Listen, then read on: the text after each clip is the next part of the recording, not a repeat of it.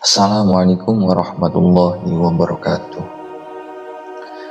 Di kerajaan tertinggi yang ada di langit, para malaikat berkumpul saling berbisik ketika Allah Subhanahu wa ta'ala berfirman kepada mereka, "Sesungguhnya aku hendak menjadikan seorang khalifah di muka bumi."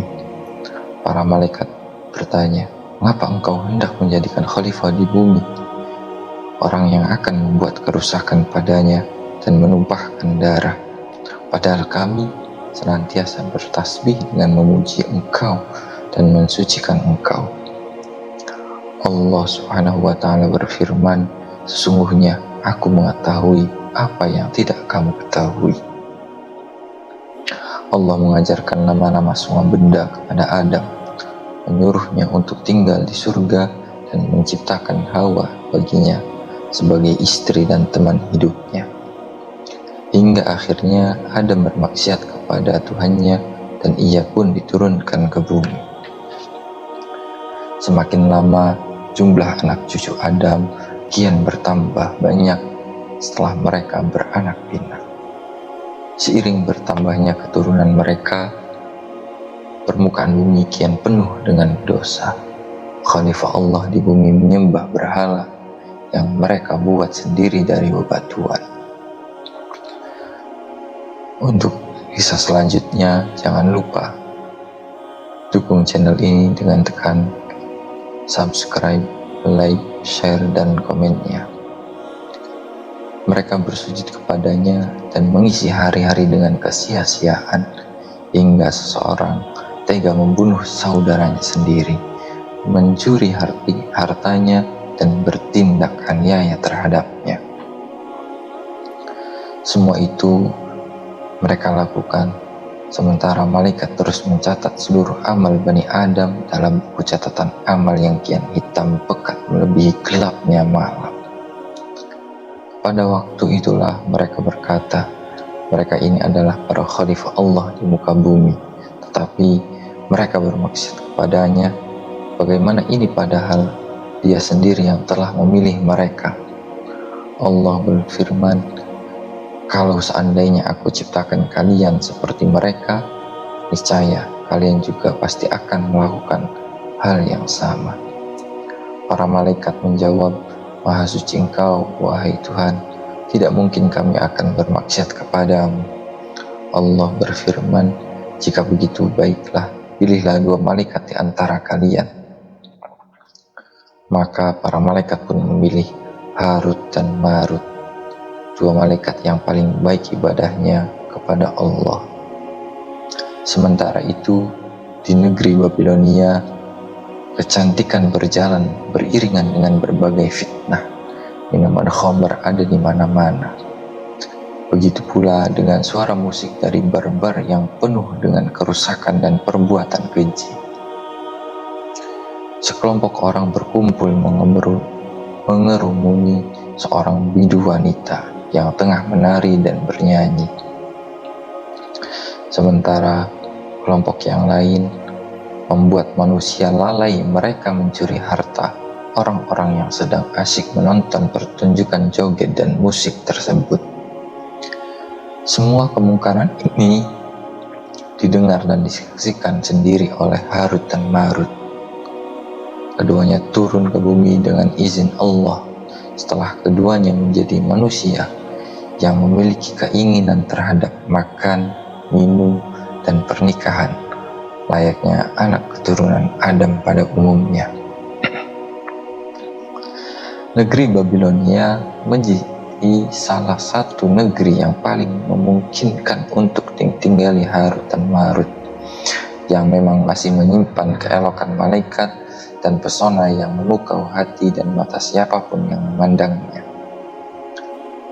Andai keduanya turun di tempat lain, niscaya keduanya tidak akan pernah ditinggalkan oleh manusia dan akan menjadi godaan bagi mereka.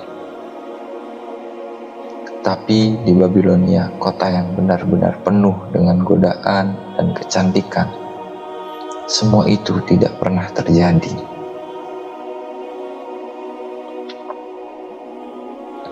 Setelah menempuh perjalanan sekian lama, Harut akhirnya merasakan lelah. Ia berkata, "Dada dan kepalaku sakit. Tubuhku terasa berat sekali seperti gunung. Saking beratnya, kedua kakiku tidak kuat lagi untuk membawanya." Marut pun berujar, "Sepertinya kau merasakan sakit seperti yang sedang aku rasakan. Selain itu, aku juga merasakan perutku sakit sekali." Itu suara perut lapar, sobat. Kita sekarang sudah menjadi manusia. Setelah sebelumnya, kita menjadi malaikat yang tidak butuh makan dan tidak pula minum. Kita hanya bertasbih dan mensucikan Allah sepanjang hari. Timpal Marut. Harut memandang ke langit berdoa, memohon kepada Allah agar berkenan memberinya makanan. Dan tiba-tiba saja aroma daging panggang tercium dan menusuk hidung. Keduanya pun bergegas bangkit untuk mencari makanan tersebut. Pandangan keduanya menjelajah area sekitar hingga akhirnya tertuju pada sekelompok orang yang sedang makan.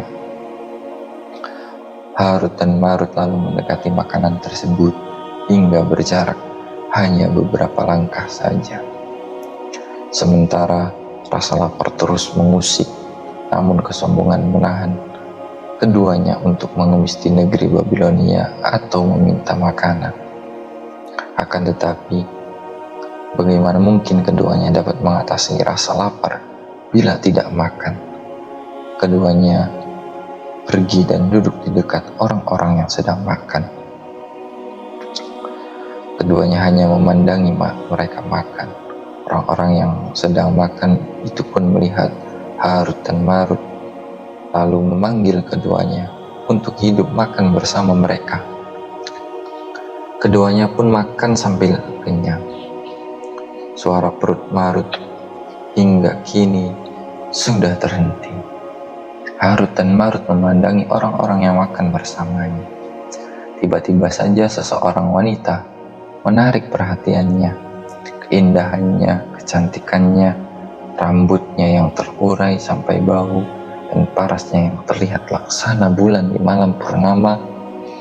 Dialah Zuhra, wanita paling cantik di Babilonia. Akan tetapi, keduanya pun segera teringat kalau telah berbuat kesalahan dan harus cepat-cepat bertobat serta memohon ampun atas dosa ini. Rasa malu hampir membunuh keduanya, dan penyesalan pun segera mengalir di wajah mereka. Akan tetapi,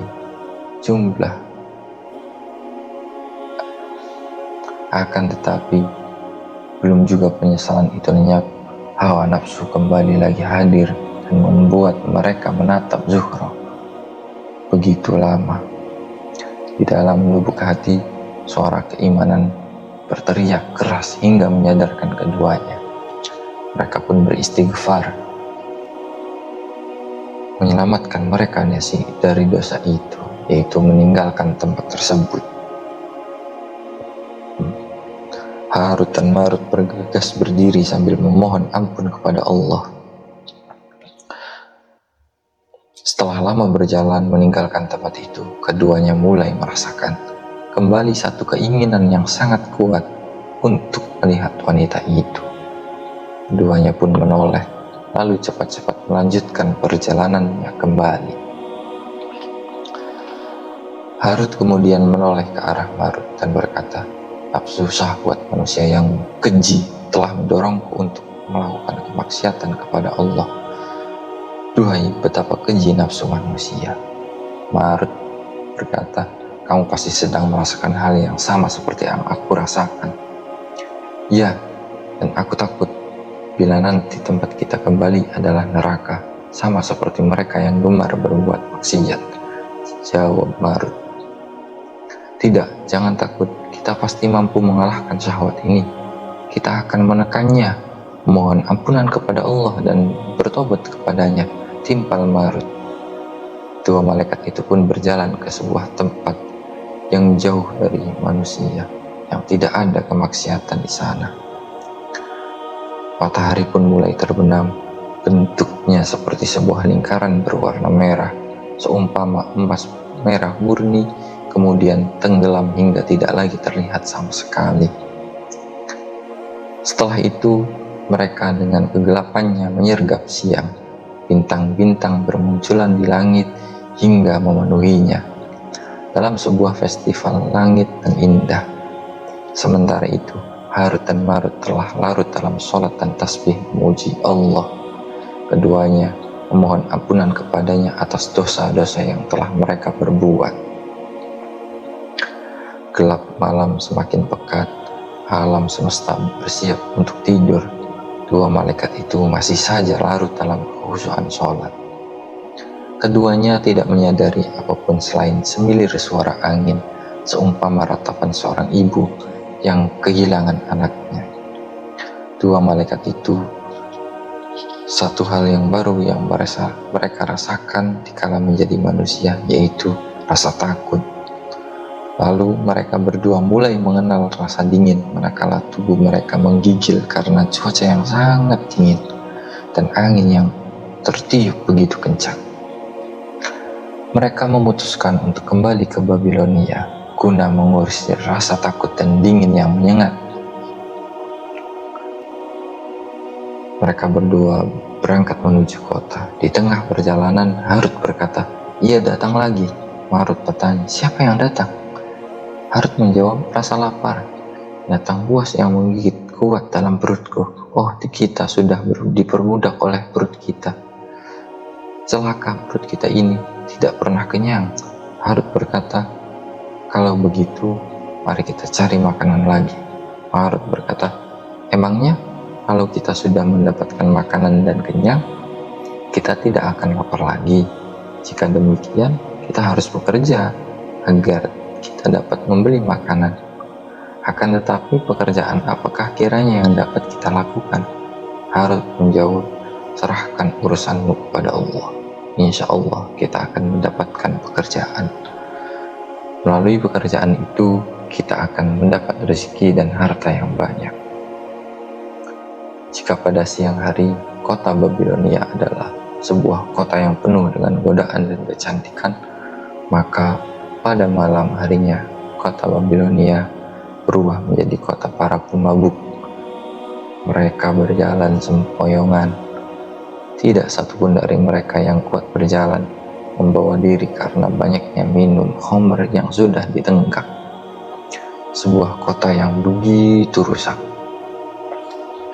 Harut dan Marut melihat segerombolan orang-orang pergi menuju sebuah istana kokoh dan kuat. Keduanya pun pergi bersama mereka hingga akhirnya masuk ke dalam istana yang sangat besar, di mana seluruh isinya menggambarkan keagungan dan kegayaan. Harut dan Marut kemudian mendapati diri mereka dalam keadaan di dalam ruangan yang sangat luas. Di dalamnya terhampar meja makan yang penuh dengan hidangan makanan yang membangkitkan selera makan serta berbagai macam buah-buahan yang begitu lezat. Di ujung meja makan duduk seorang lelaki dengan pakaian yang mahal dan menggambarkan kekayaannya. Harut dan Marut tidak menoleh kecuali ke arah makanan berada. Makanan yang dapat membungkam rasa lapar yang tak terperi. Lelaki dengan pakaian yang sangat mahal duduk di ujung meja memberi isyarat kepada keduanya untuk duduk dan makan.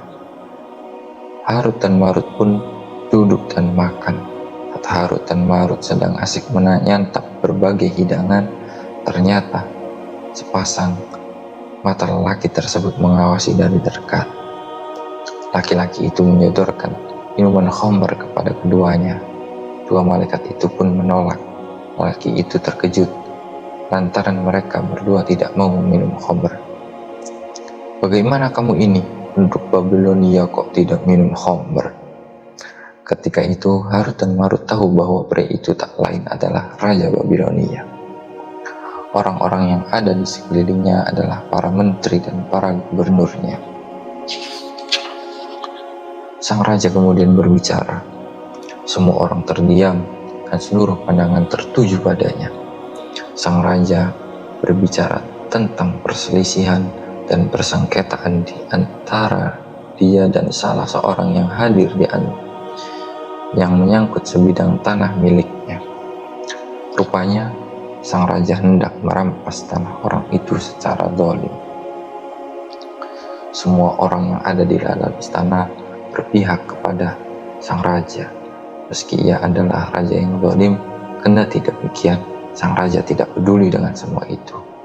Pandangannya hanya tertuju pada Harut dan Marut. Dan kemudian ia berkata, "Aku menginginkan agar tamu kita ini yang akan memutuskan permasalahan ini." Semua orang pun menatap Harut dan Marut. Mereka yakin bahwa keduanya akan memihak kepada sang raja.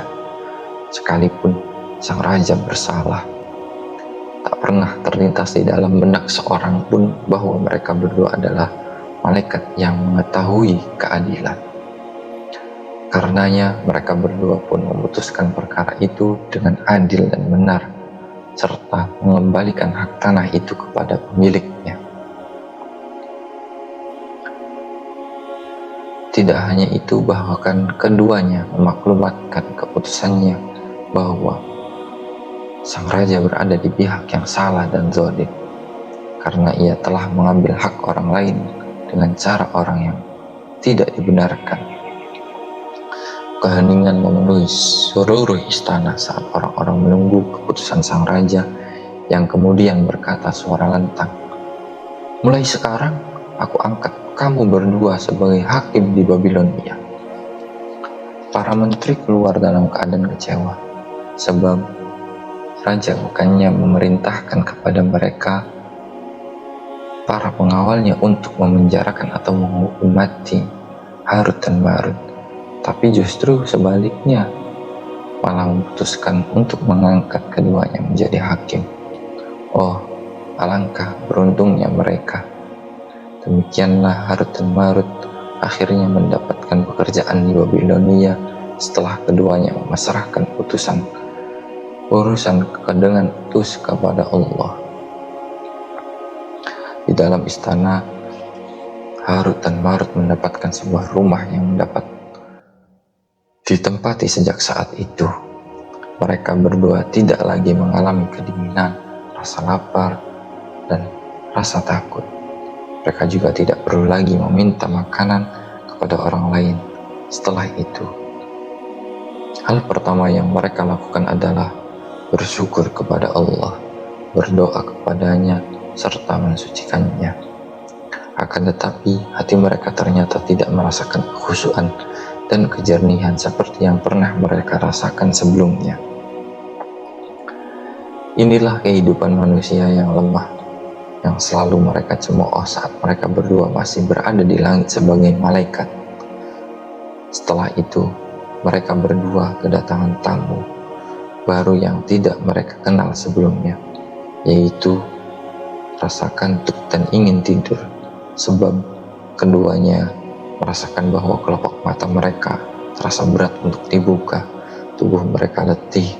Lalu Harut berusaha keras membuka kedua matanya dan mengatakan, "Inikah kematian wahai Marut? Akankah kita mati?" "Ada apa teman?" jawab Harut. "Aku merasa tubuhku sangat letih dan kedua mataku terasa amat berat untuk dibuka," lanjut Marut. "Ini sama seperti yang sedang aku rasakan. Ini adalah kematian," timpal Harut. "Aku rasa ini bukan kematian, ini adalah sesuatu yang lain." Harut mengatakan demikian sambil menguap. Kata-katanya kemudian terhenti, suaranya terputus dan tubuhnya terdiam dan tenang. Rupanya kedua malaikat itu tertidur untuk pertama kalinya, sebab malaikat tidak pernah mengenal tidur. Hakim Harut dan Marut mulai bekerja lebih awal. Keduanya mulai menghakimi permasalahan dan persengketaan orang-orang dengan penuh keadilan. Hari demi hari berlalu dengan cepat.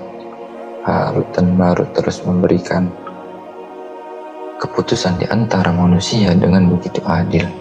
Keduanya sama sekali tidak pernah durhaka kepada Allah, hingga tibalah hari yang telah ditetapkan bagi mereka berdua, yaitu hari yang menjadi permulaan bagi mereka mengalami berbagai kesulitan. Wanita cantik itu datang dengan membawa sebuah kasus, sehingga mereka berdua pun melihatnya kembali dengan dua bola mata yang begitu indah, rambut yang menawan, serta wajah yang bersinar. Dialah si cantik Zuhro. Saat keduanya teringat kembali kepadanya, hati mereka langsung berdegup kencang, darah panas berdesir dengan deras dalam urat-uratnya. Keduanya pun heran dengan apa yang sedang dirasakan di dalam hatinya. Sungguh hati manusia itu sangat menakjubkan, kadang ketakutan dan terkadang berbunga-bunga, terkadang dibakar oleh kebencian, kadang dibuai oleh angan.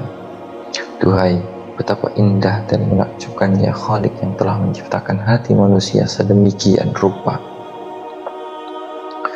Saat Zuhra menceritakan kasusnya, Harut dan Marut hanya tertegun menatap kecantikan dan keindahan wajahnya, bukan mendengarkan apa yang dikatakannya. Setiap kali salah seorang dari mereka ingin menahan pandangan, ia merasa adanya satu kekuatan yang mendorong untuk memandang. Ia pun memandang dan terus memandang wanita tersebut. Bara api cinta sudah menyala dalam hati keduanya dan tidak akan pernah padam.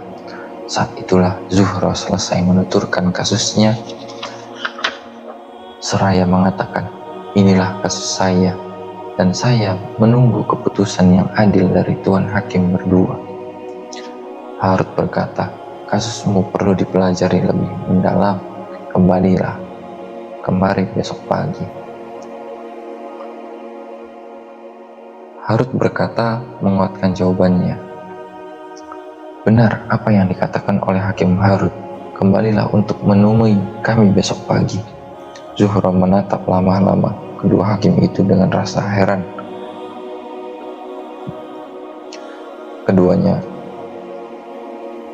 Kemudian keduanya berdiri melepas kepergiannya. Setelah Zuhra pergi, keduanya menyesal.